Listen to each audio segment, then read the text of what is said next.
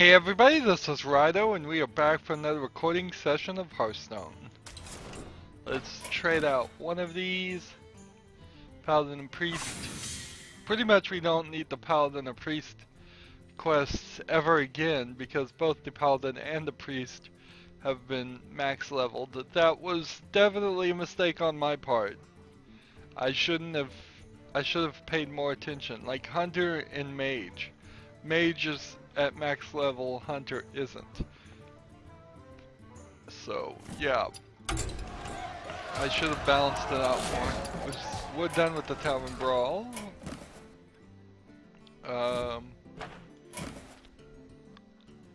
So, Hunter and Paladin is pretty much all we're gonna play today. Let's hop into it, I guess.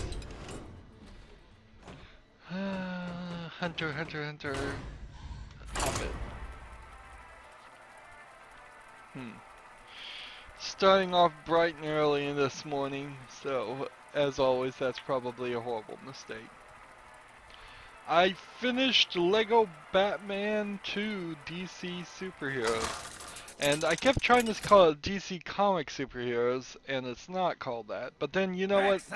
I received my quarterly, it seems like, Lego catalog for buying actual Lego sets, and in that it is called DC Comics Superheroes. I think what happened there is Detective Comics changed its name to DC, and then over the course of several decades they did this. They changed it from Detective Comics to DC, then to DC Comics. So it's gone full circle. That's best I can figure. And I think that's kind of an appropriate and interesting turn of events to just describe how DC works in general. They do one thing, they don't like it, they do a new thing, and change is always what they're doing. In the form of comics reboot. So, in this whole reboot stuff, I'm trying to read my remaining New 52 trade paperbacks, and I am in a very strange position because, by all logic, I should just finish what I have, regardless of whether it even goes to a certain point or not, and just be done with it. I read, what was it, Suicide Squad Volumes 3 and 4, and there's really just like, I didn't remember anything that happened in Volume 1 and 2 at this point. Volume 3 and 4 are fine, but they don't really do or say anything. Well, they kind of just reintroduced the thought that Harley Quinn is not gonna be with the Joker anymore, and that the Joker is even more brutal and even more crazy. Because what they do with, particularly with Harley, is they show it as a system, not a system, but a setup where the Joker was the classic, more comedic, silly villain when Harley first met up with him, and now he is this, he's drawn completely different. I mean, after he, spoiler alert for a really old event, after he cut off his own face, he's drawn completely different. He's much more darker, much more instinctual. He's just not. This guy's toast. He's just not in any way really trying to do any of the comedic. Nowhere close to the Batman 76 Joker at all. So it tries to enforce that, and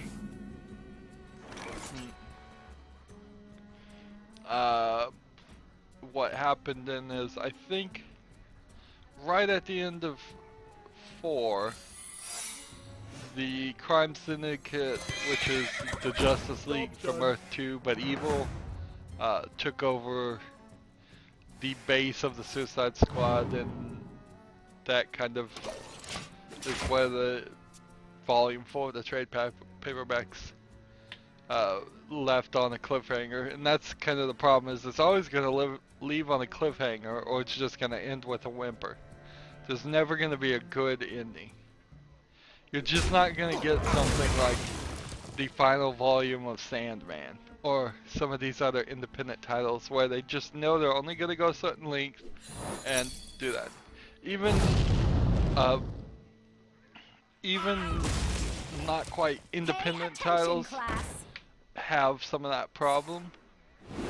Like, for example, the publisher that releases Witchblade and Spawn, which I don't think they're the same publisher. I'm so unfamiliar with it. They, in particular, aren't going to, they are still going to try and stretch it and have Witchblade and Spawn go on for as long as possible. Although I think Witchblade actually is ending. Todd McFarlane, I don't think, would ever really wrap up Spawn. So it's just the same thing, as you can never really tell a complete story because you always have to reconnect it to the next part, and you have to keep going. I will say though, in the example of the publisher of Witchblade and Spawn, I don't think those series have ever rebooted their universes, or particularly even try to have that solid of a connecting universe. Honestly, it doesn't help anything or do anything for Marvel or DC to have connected universes. They think it does, but it doesn't. It really doesn't. It would be better if it was just every story was separate and on its own, and there are no big tie-ins.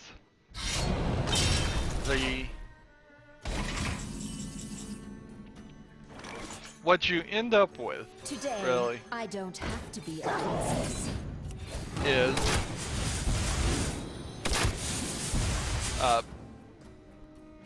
you end up with get back.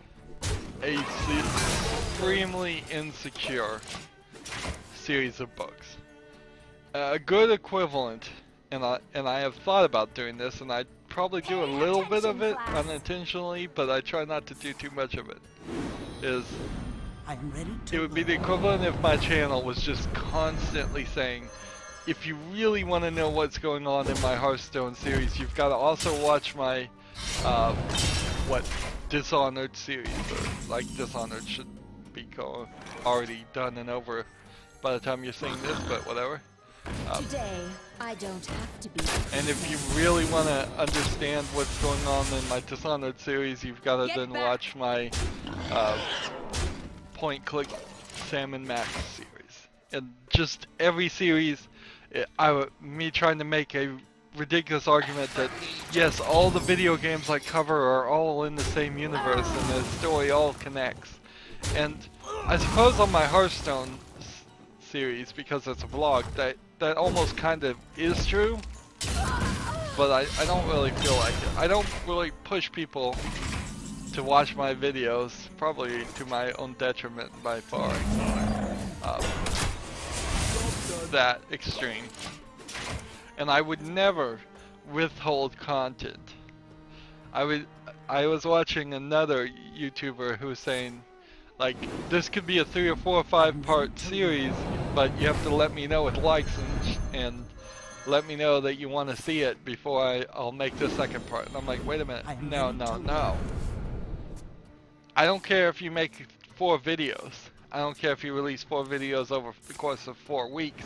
Any more than that, I would kind of care.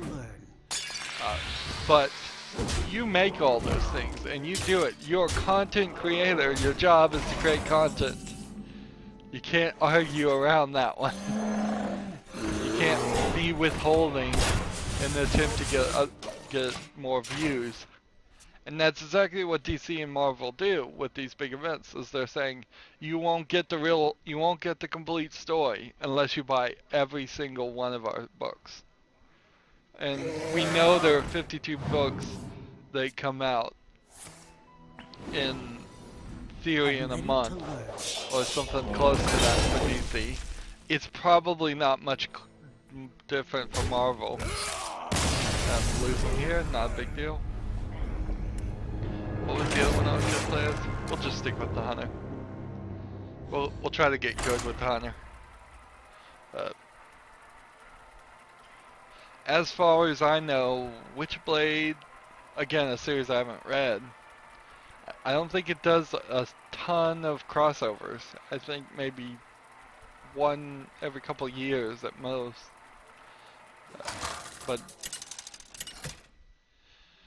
But then again, I may just completely be speaking from ignorance. In fact, I totally am, so I don't know.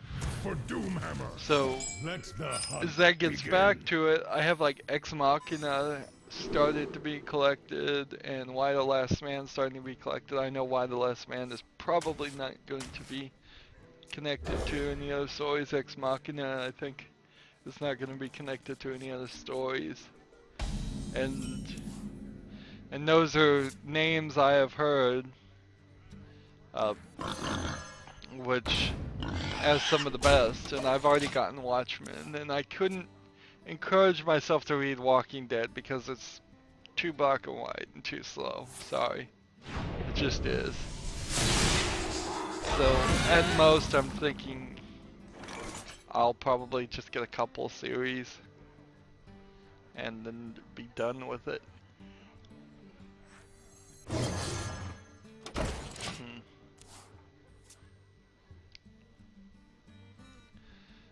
I wish there was something else I could read, but I mean, I can't imagine myself learning to read books.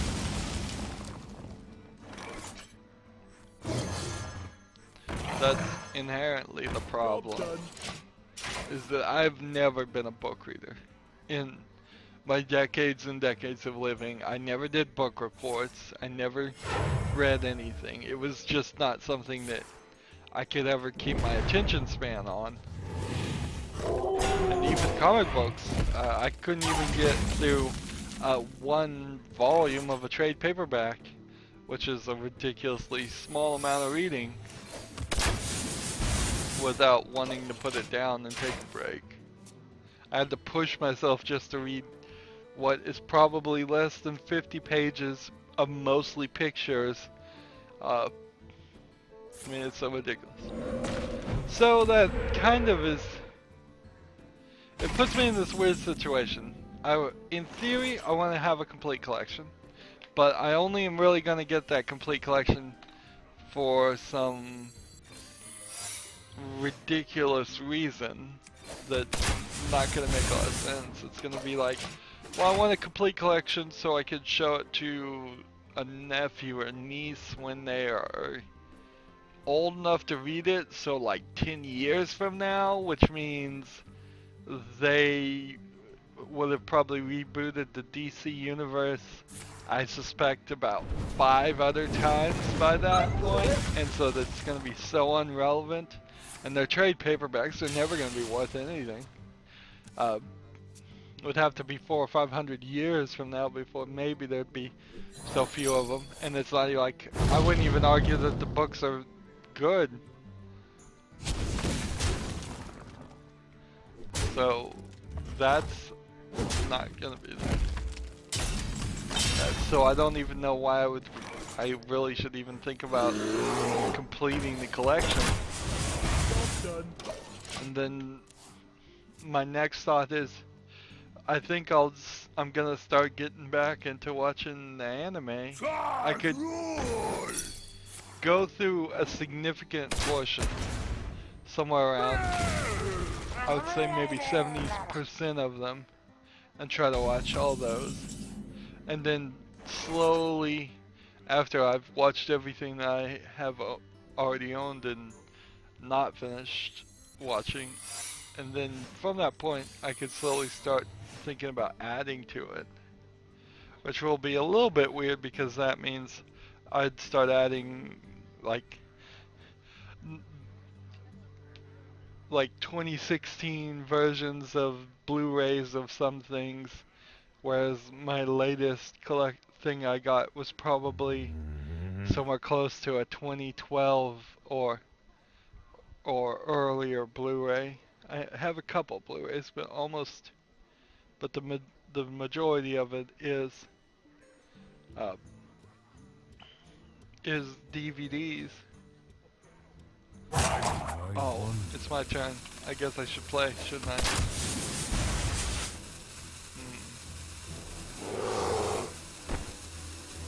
I'm just gonna end my turn here.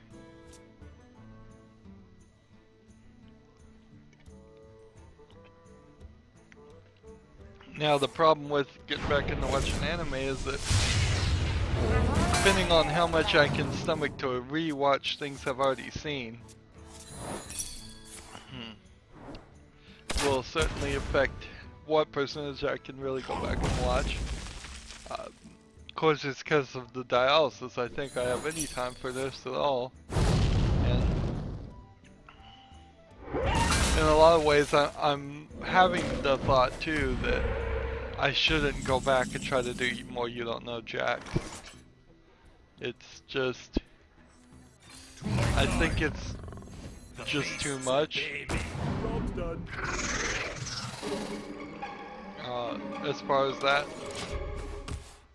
I think I'm pushing myself to play a game that I'm not really enjoying, and I should have learned even from like FTL not to do that, but maybe once a year I'll have to remind myself and just say, you know what, as soon as you stop enjoying the game, just stop playing it.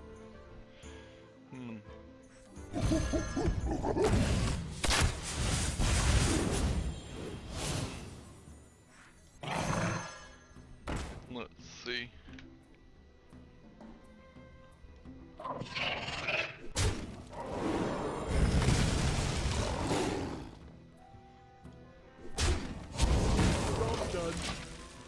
I think I'm gonna win this. Maybe. I should at least. But the reason why I read the comic book was just I was so tired I wasn't ready to start a new series. Next series I'm gonna record is Sam & Max Season 3, which apparently I've never played before in my life because it looks completely new to me. There we go. So that's gonna be interesting as far as playing a Sam & Max game I've never even seen. If you thought I was having trouble trying to figure out the solution before, well, now having nothing to do. But also it feels like the control scheme is been changed a lot, and it's kind of getting away from a point-and-click adventure.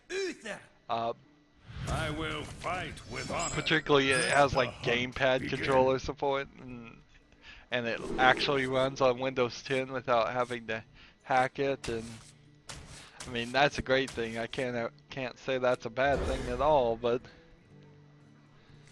it looks like things changed a lot between Season 2 and Season 3. I doubt we'd see a Season 4, though.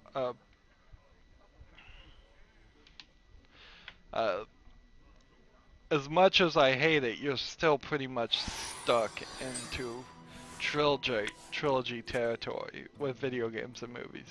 You make 3, and then you reboot. You make 3, then you reboot.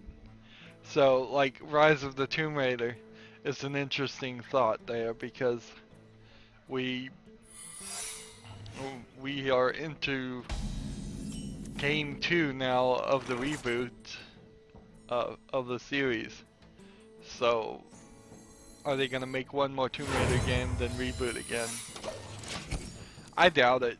I would say video games probably have a better chance of going over 3 than any other things. It just kind of depends on how long it takes them to make the 3. Look at Assassin's Creed, for example. We're up to Assassin's Creed like 6, and I would say probably right now is the right time to reboot. Does he have something that could damage this guy? I hope not. Job done.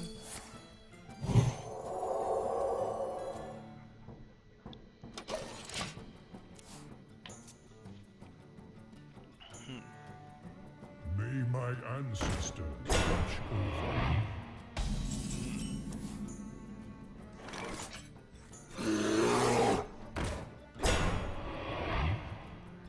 Just gonna end my turn there. What game series needs a reboot? I don't know. Beyond Good and Evil 2 apparently is still in production. Surprisingly enough.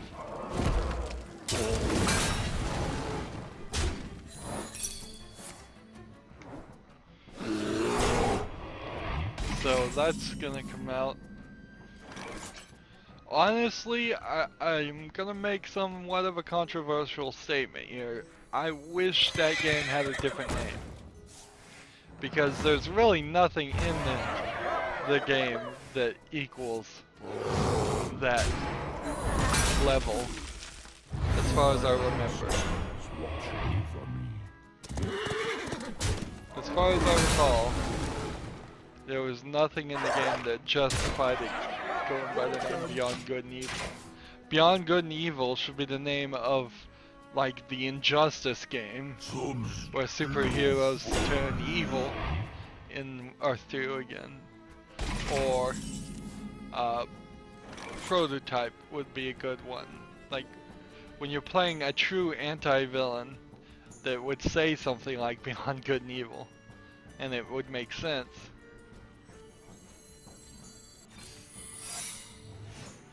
Do I want to do this? I'm gonna do Today, this, and I this. don't have to be a princess. Then I'm gonna just end my turn. But otherwise, the game's fine. It's just gonna have to really be a modern interface, because it was a platformer back then, and Reporting for duty. you're gonna have to do something to, like, fix that. It's gonna have to have very tight controls. It's gonna have to have a good fighting system. There's a lot of little things that are gonna have to happen. This.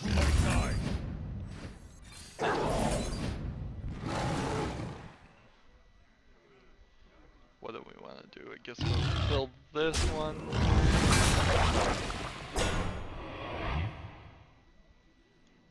This one. This one. Oh, And shoot. attack the face.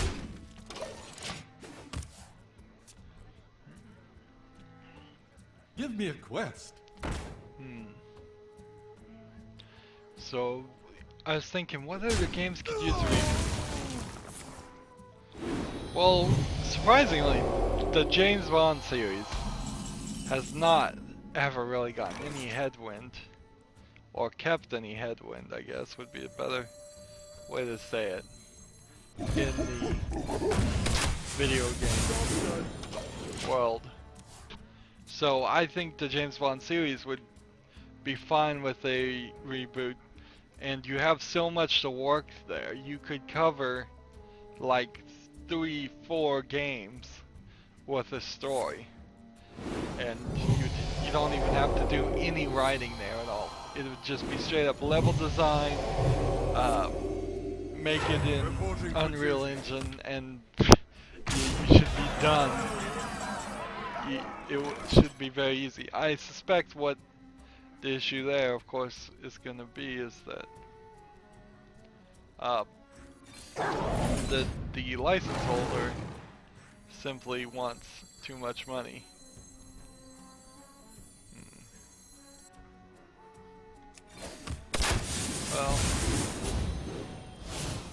think I've lost here.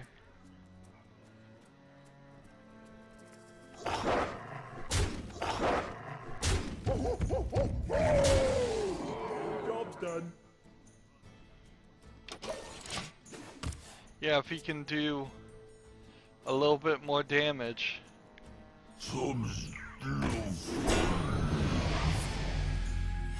Reporting for duty. Yeah, I lost. Can't believe it. Well, I can't believe it. I'm not even paying attention. What is another series? Well, the entire Nintendo catalog could do for a reboot. In the sense that it could just come to PC. I mean, Nintendo is an old Japanese company, and with the somewhat relatively recent death of their president, maybe we'll start to see some changes there. Let the hunt I mean, begin. we kind of have to think that maybe at some point the president was actually in charge. You have to kind of assume that, don't you? And so it was on some level his decision never to go to PC. And I would love to see them take all those Nintendo things, put them on PC, have real competition against ROMs and emulators, and I mean, fix that whole issue there. Stop trying ridiculous things where you're trying to steal monetization and do DMCA takedowns of people doing Nintendo things. As far as actual Let's Player. But I mean, Nintendo's so popular and the demand's so high. Right now is around the 20th anniversary of Pokemon, and because of that, there was this channel I was watching on Twitch for a second last night, and it was called Twitch Watches Pokemon. At one point, it was the third most watched series channel on all of Twitch, and it had like 40,000 people watching it, and it literally was just somebody streaming all the Pokemon movies. No interaction, no commentary. Subtitles were turned on, if that changes anything, which it doesn't. I mean, if YouTube wants to know why people are going to Twitch, it's because that right there. The rules are so lax that even blatant, obvious violations of copyright, things that should in no way be allowed, are still allowed. And that's eventually going to have to change. Amazon owns Twitch at some point, but all Twitch has to do is just say they're working on it. Just keep on saying they're working on it. If somebody files an actual DMCA form, it'll get taken down. But since Twitch is streaming, and that's where most of its thing happens, DMCA just says take it down then.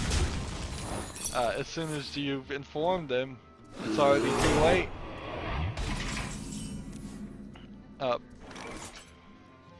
Inherently, that this would also solve the whole issue with YouTube. If YouTube just waited until people actually filed DMCA before they took any action at all, every violator of copyright and non-violator of copyright would have just less of a hassle completely.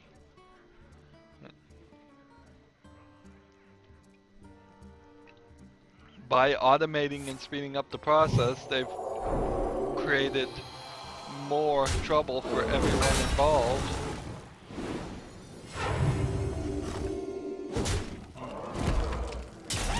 Inherently, you have to ask yourself, if someone is infringing your copyright by putting a movie on Twitch, but nobody watches it, has the copyright really been infringed? Or more legally speaking, have you actually been harmed in any actual fashion? Of course, There's no excuse for them just streaming it. There's several scams on Twitch. It's like half the channels now that are Twitch plays something are literally just somebody getting ad revenue or views because they're silly and just want views, where there's nobody playing, nobody commenting, and Reporting for duty. and that's not fair use at all. I would like to think that my incessant, constant talk is commentary. Well, it is.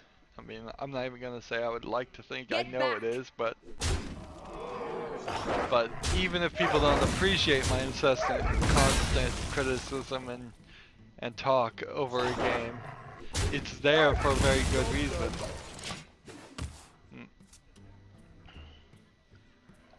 A great example of like commentary is Tosh 2.0, not a show I particularly watch. In fact, I don't watch it at all. But they get a bunch of videos off the internet, and then they'll watch the entire video off the internet, and then he'll say like 1 to 5 words as a joke response, and he's legally kind of required to do that because that is his commentary on it, which then opens it up for a fair use argument. If they just took all the videos from the internet and played them, that wouldn't be it. So when you see something on YouTube that's like a compilation of something, if those videos have been taken from somebody else, then they're violating copyright. You can't just make a compilation, and you shouldn't. If you want to do anything, what you can do real easily is make a playlist that links directly to the original videos and do a compilation that way. That way you're not stealing the videos off the internet and downloading them. You're not re-uploading them to your channel as if they were own. But you're still adding something to it. And a playlist, I think a playlist that gets a lot of views still helps your channel. So you can make playlists. You could have the whole YouTube channel. I think I could be wrong about this, but I think you could. Today, I don't have to. You could make a whole YouTube career out of just compilation playlists. I don't think you'd make a ton of money on it, but who knows?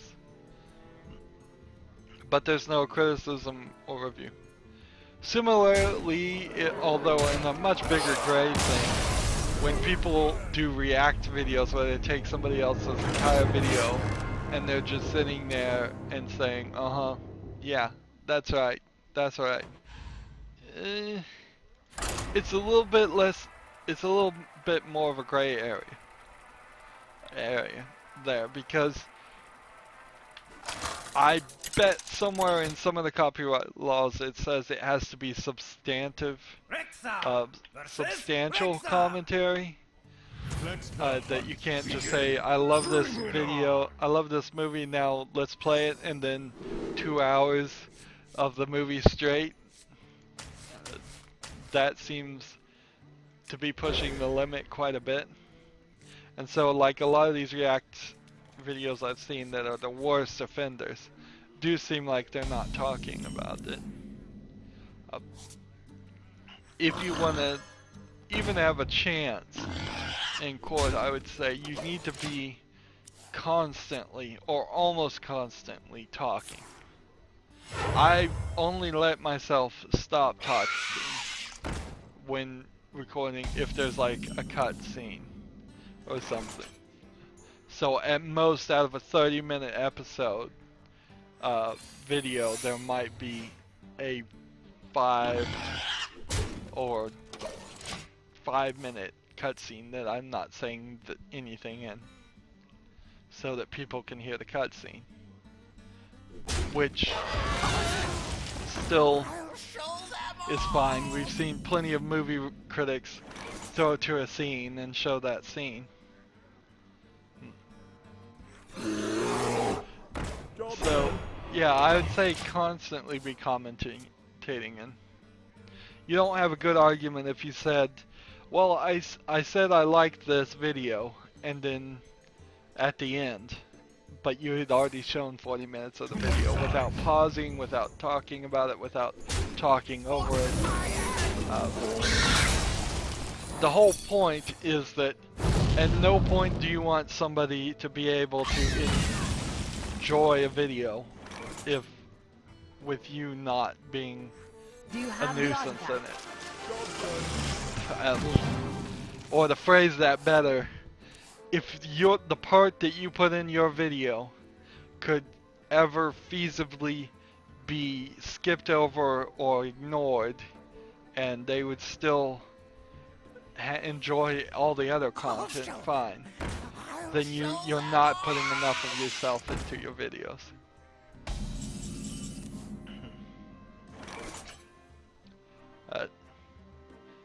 But that all being said, I am not like in a rage or wanting to get rid of all people that react on YouTube. I think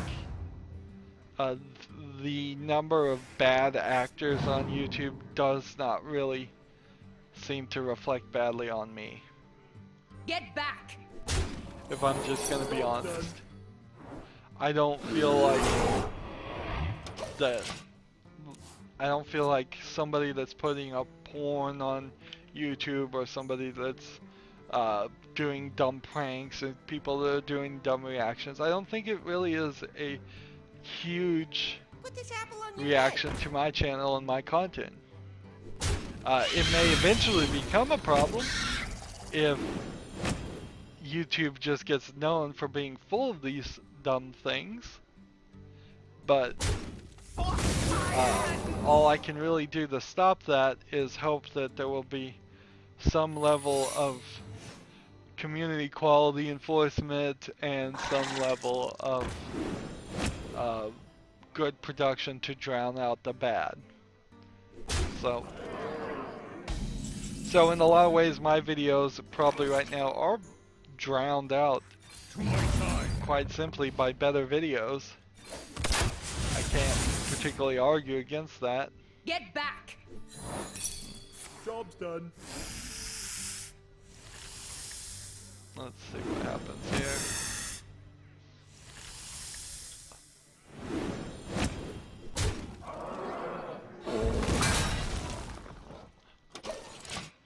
And as my videos get better and better, I hope they were gonna do that.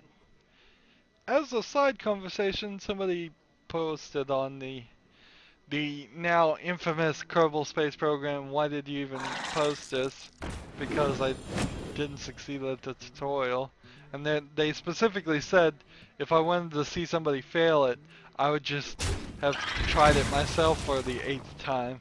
And I'm like, well, I think you should understand the reason why I posted it. And if you heard what I think I said, it's been so long now, I'm not even going to say I know what I said.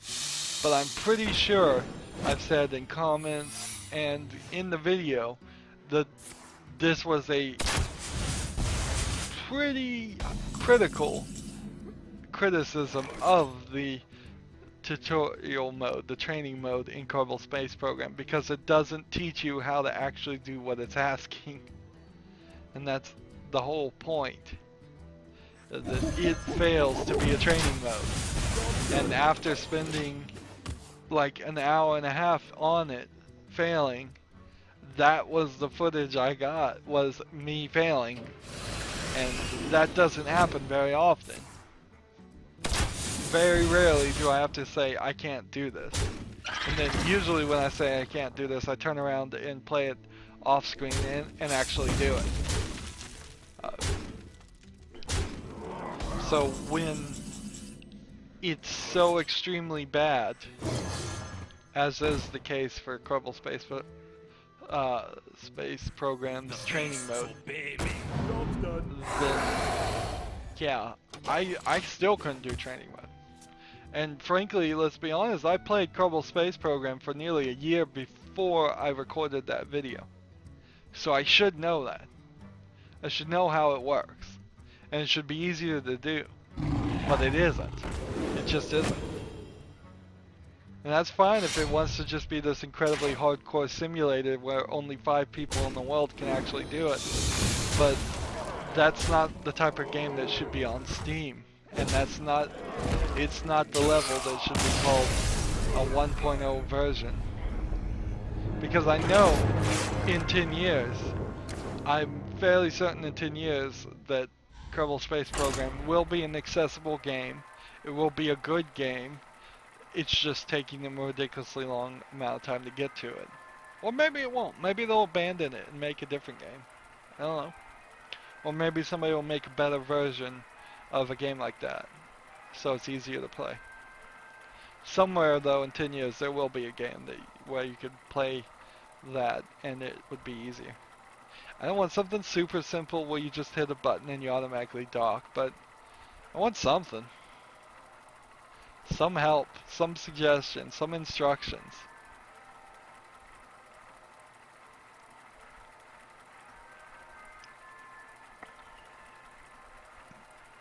So people get mad at that video after watching it and they post comments, which means there's more engagement on that video, which means it gets put in front of more people's eyes, which means, oh yeah, I'm really gonna want to take it down when it's growing as one of the better performers of my videos.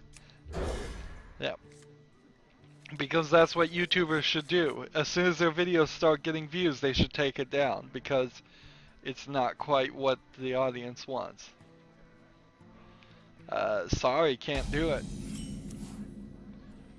Even if I put up a second video showing how I've succeeded,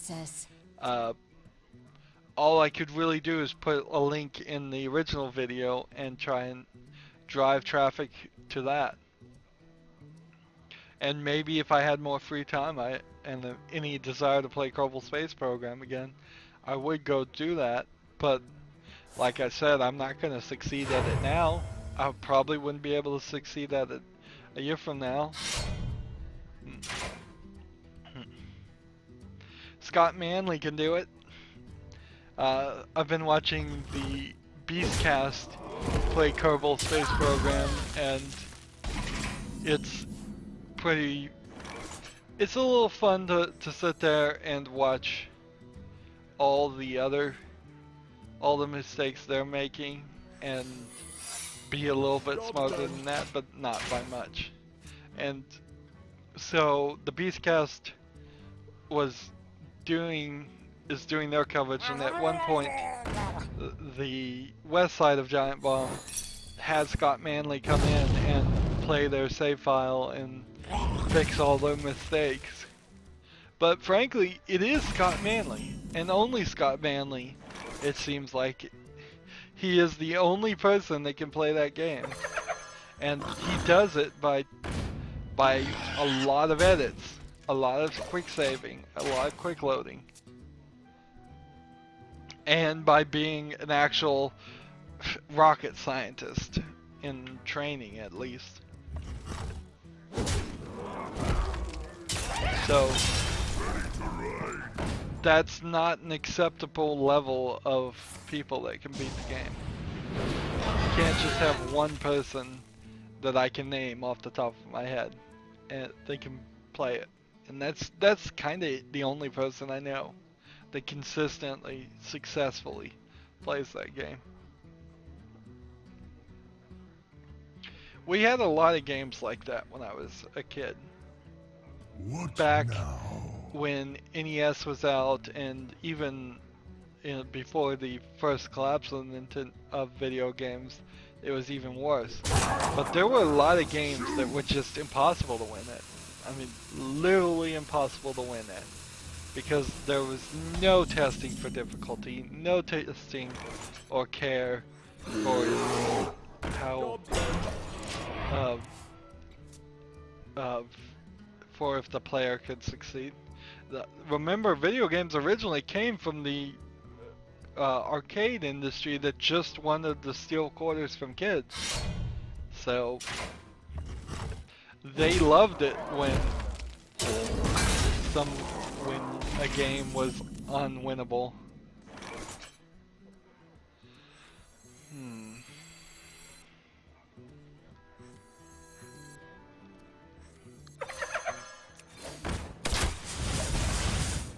So I remember there was this game I had for NES that was like an unofficial NES game that wasn't licensed by Nintendo. And because it wasn't licensed by Nintendo, it would only play when it wasn't in the right position. For some reason. I don't know. So in the original NES, you'd put in the cartridge in a slot, then you'd push the cartridge down into a locking position. Except for this game, you didn't push it down and it ran. So, or at least that's how I remember it. It may have just been all in my mind. But Impossible Mission 2 was true to its name. It was just impossible. One hit kill over and over again. I played it for like a day or two just trying over and over again and not making any progress. And eventually I gave up, which I'm glad I did. But that was like 3 decades ago, if not more. It was like 1983, or around there. 83 was when the NES came out, at least. So for there to be games like that now, it's not what I want. It's not what I particularly want. Job's done.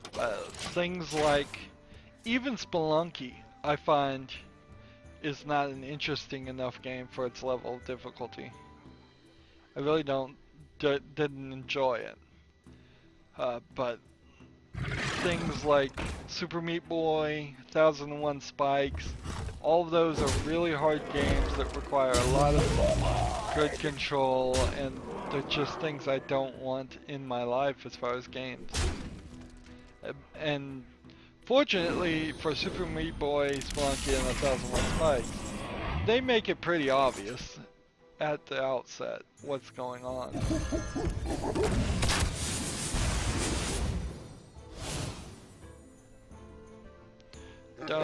I lost. Done. Well, that's gonna be it for this episode. It's mostly been a rant. Ranting about things. There's no reason why I shouldn't lose here. He's got 7 extra damage he can do to me.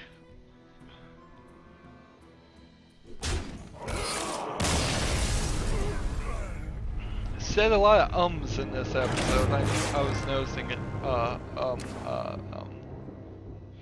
I noticed it, I just don't know how to fix it. They say just wait, collect your thoughts, and be silent for a while. There I go again. I kind of wish I had someone I was talking to that could cover while I was thinking of something to talk about, but I really don't need that as much as most people.